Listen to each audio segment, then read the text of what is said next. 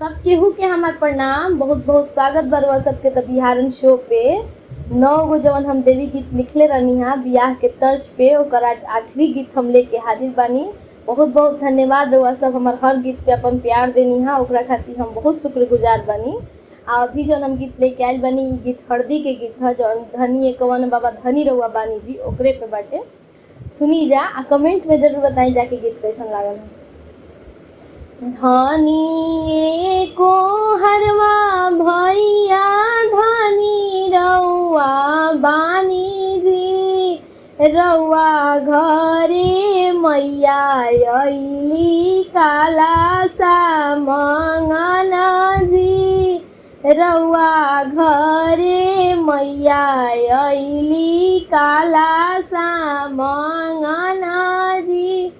धनी कम करिन दीदी धनी रउआ बानी जी, रउआ घरे मैया अइली पनिया भरन जी, रउआ घरे मैया अइली पनिया भरन जी।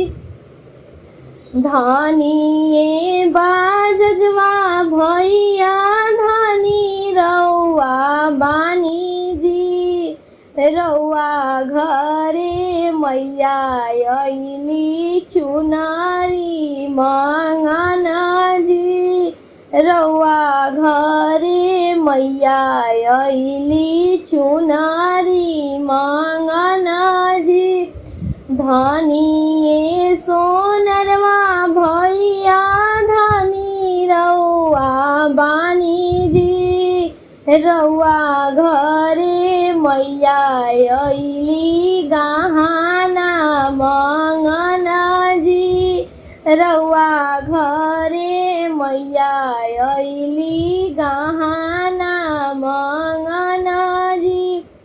धनी मालिनी दीदी धनी रउआ बानी जी, रउआ घरे मैया अइली फुलावा मंगन जी, रउआ घरे मैया अइली फुलावा मंगन जी।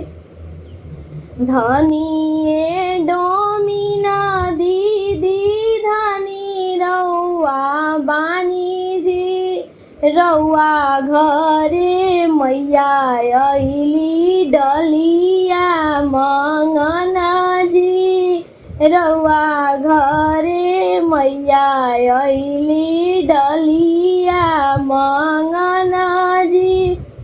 धनी पटेहरवा भैया धनी रउआ बानी जी, रउआ घरे मैया अइली सेनुरा मंगन जी, रउआ घरे मैया अइली सेनुरा मंगन जी।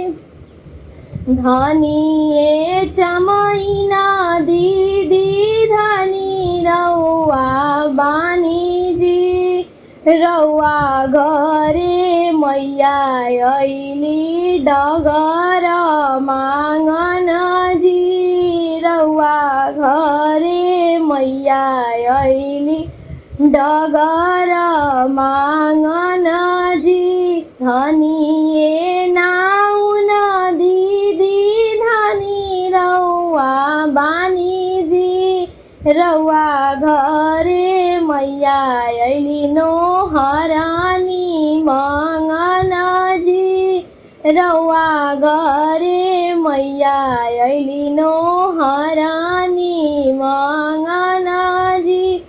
धनी बाभन भैया धनी रउआ बानी जी, रउआ घरे मैया अइली पाठावा सुनन जी, रउआ घरे मैया अइली पाठावा सुनन जी।